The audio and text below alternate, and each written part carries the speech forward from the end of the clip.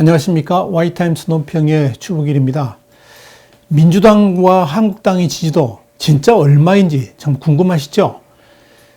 민주당의 지지도가 한국당의 2배다. 이게 맞을까요? 오늘 자세하게 분석을 해드리겠습니다. 또 전국에 1만 명을 대상으로 한 조사 결과도 있습니다. 이걸 비교하면서 실제 한국당 지지율이 얼마나 될까? 그리고 민주당은 과연 한국당의 2배나 될까? 정의당이 엄청나게 올랐다고 그러는데 그게 맞는 말일까? 이걸 분석을 해드리겠습니다. 더불어민주당 이해찬 대표가 3일날 21대 총선 목표 의석에 대해서 다다익선이라 그랬어요. 그러면서 원내일당은 당연히 해야 되고 현재 자유한국당하고 한 20석 이상 차이가 나는데 그러니까 지금 민주당 129석이고 한국당 108석이니까 21석 차이가 나죠. 이걸 더 벌려야 된다 이런 말을 했습니다. 이해찬 대표 이런 자신감은 현재 여러 여론조사들에게서 나타나는 그런 정당 지지율을 근거로 한 말일 겁니다. 그런데 이해찬 대표의 이런 꿈이 과연 가능할 것인가? 지금 발표되고 있는 각종 여론조사들을 진짜 믿을 수 있는 것인가? 여기에 대한 궁금증이 있습니다. 그런 의미에서 지난 12월 27일 발표된 KBS 여론조사 얼마나 왜곡되어 있는지 지난 시간에 제가 자세하게 설명을 해드렸죠. 그러니까 민주당 지지자들은 부풀려졌고 보수파 지지자들은 줄어들었고 그래가지고 여론조사 해놓으니까 지금 민주당이 좋아할 만한 수치밖에 나올 수 없는 거죠.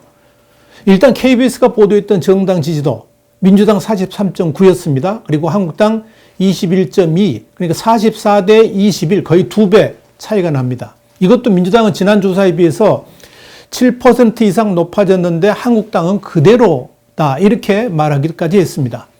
그리고 정의당은 8.5고 바른미래당은 5%라고 전했습니다.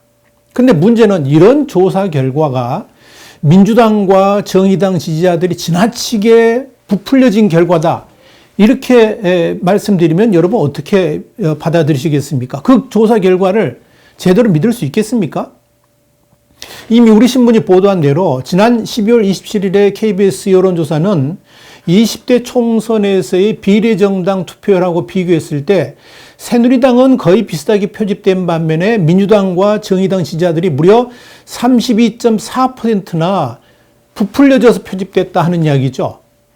그러니까 실제 득표율보다 2.8배 정도 과대평가된 겁니다. 반면 범보수파 그러니까 새누리당하고 국민의당은 실제 득표보다 한 11% 정도 축소 표집됐다는 겁니다. 이것 때문에 실제 득표율이 33%나 줄어든 비율로 다른 질문들에 응답되었다. 이렇게 분석을 해드린 적이 있습니다. 여기에 대해서는 이 앞 시간에 우리가 자세히 설명을 해드렸으니까 그걸 참고해 주시고요.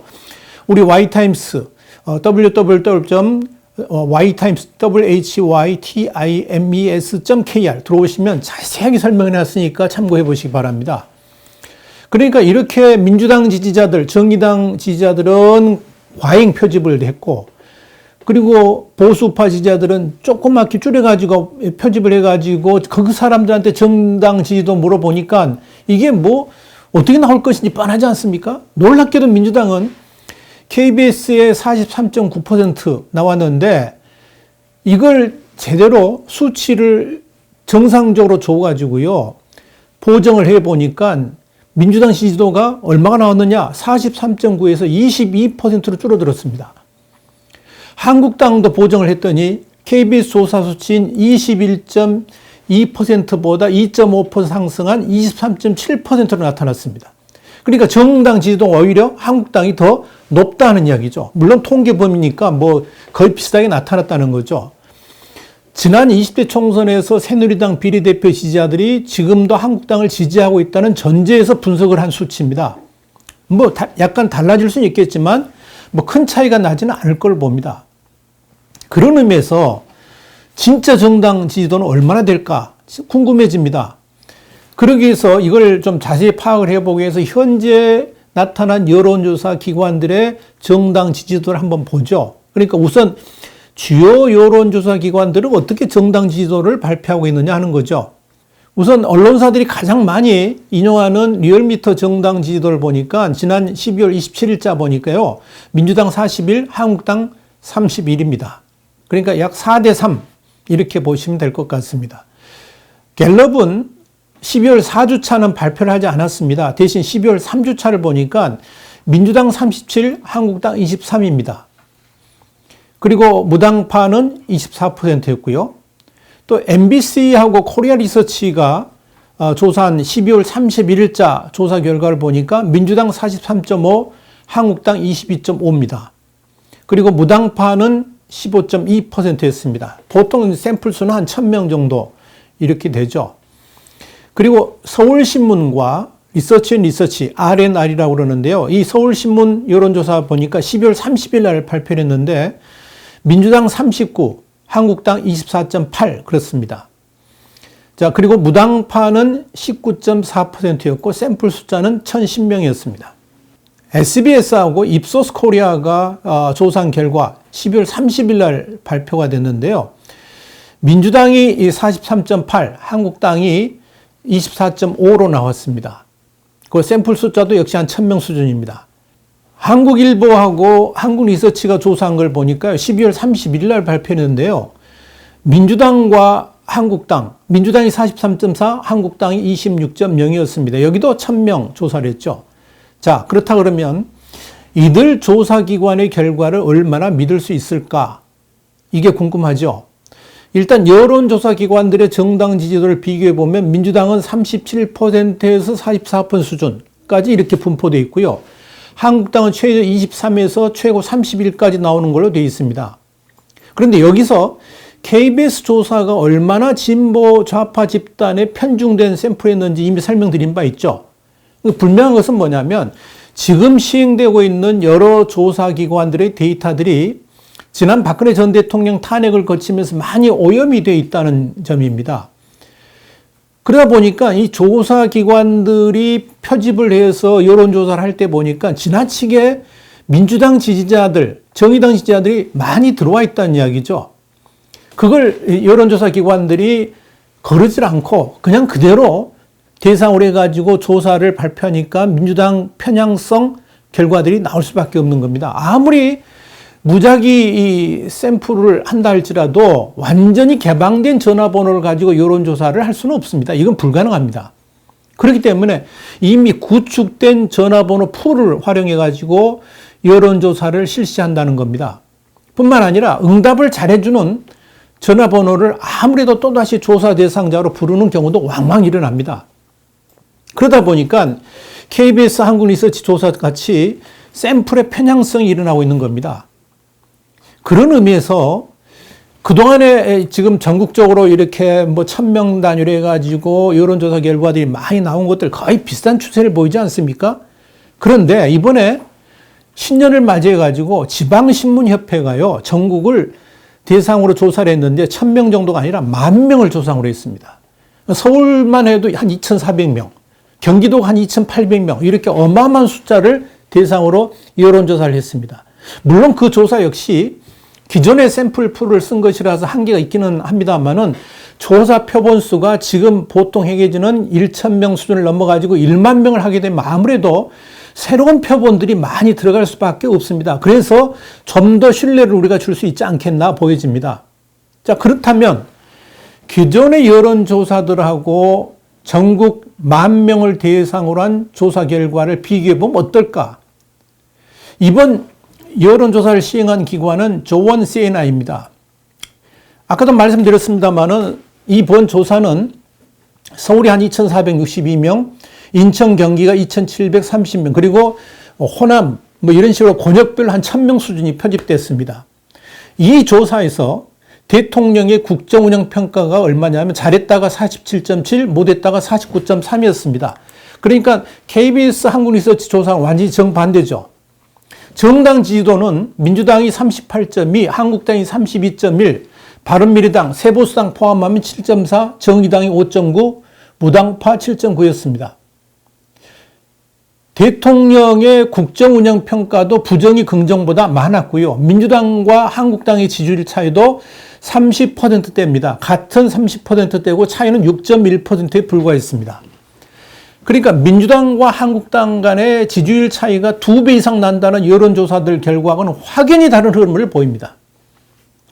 얼마 전에 조선일보가요, 이 엠브레인 민주당이 조사한 결과를 인용했는데 지난달 20일하고 21일 2030 세대 만 19세 포함해가지고 1017명을 대상으로 조사를 했는데 이 결과를 인용해가지고요. 2030 세대의 한국당 지지율이 7%에 불과했고 이건 정의당 8.7%보다 낮았다. 그러면서 이건 지난 12월 17일에서 19일까지 한국갤럽 여론조사도 비슷했다. 뭐 이렇게 보도를 했습니다. 이걸 근거로 해가지고 한국당은 꼰대 정당 이미지를 못 벗었을 뿐더러 무슨 대책을 발표해도 2030 세대의 차가운 무관심과 외면을 받는 메신저 거부 현상까지 나타나고 있다라고 썼습니다. 과연 그럴까요? 전국 1만 명을 대상으로 한 조사 결과를 보니까 전혀 달랐습니다. 19세에서 29세까지 한국당 지지율 25.5%였습니다. 민주당의 39.7%하고는 14% 차이입니다. 정의당은 6.9%에 불과했고요. 여기에 표집된 20대가 무려 1172명이었습니다. 그런데 엠브레인 조사 때 표집된 숫자는 514명이었고요. 갤럽은 154명에 불과했습니다. 자, 그렇다면 어떤 조사 결과가 더 신뢰도가 높을까요?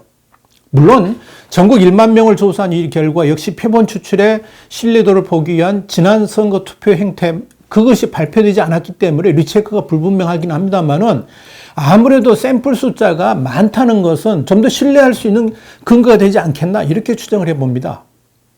근데 문제는 이 여론조사들을 근거로 해가지고 한국당을 흔드는 검은 손들이 있다는 겁니다. 진짜 정당 지지도가 과연 얼마나 될까? 이제까지 추정 결과를 토대로 분석해 본다 그러면 일단 민주당과 한국당 간의 지지율 차이는 통계적인 오차 범위 내에 있는 것으로 이렇게 추정이 됩니다. 물론 12월 27일에 KBS 여론조사 결과를 보정했을 때는 오히려 한국당의 지지율이 민주당을 앞섰죠. 전체적인 추세를 봐도 지금 발표되는 여론조사들의 이 진보좌파 표본의 과대성을 감안한다 그러면 지금 발표되는 수치들과는 확연히 다른 결과들이 나올 것임은 분명히 보입니다. 그렇다면 이렇게 왜곡 발표되는 여론조사 결과를 바탕으로 한국당을 흔드는 짓은 그만둬야 됩니다.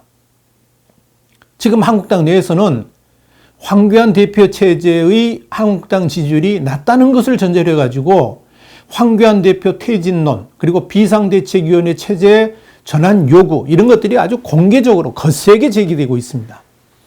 만약에 한국당 지지율이 민주당에 버금가는 결과로 발표가 된다 할지라도 저런 행동을 과연 할 수 있을까요? 한국당 당내뿐 아니라 국내 주요 언론들도 한국당의 환골 탈퇴를 요구하는 사설이나 논평들을 수시로 싣고 있습니다.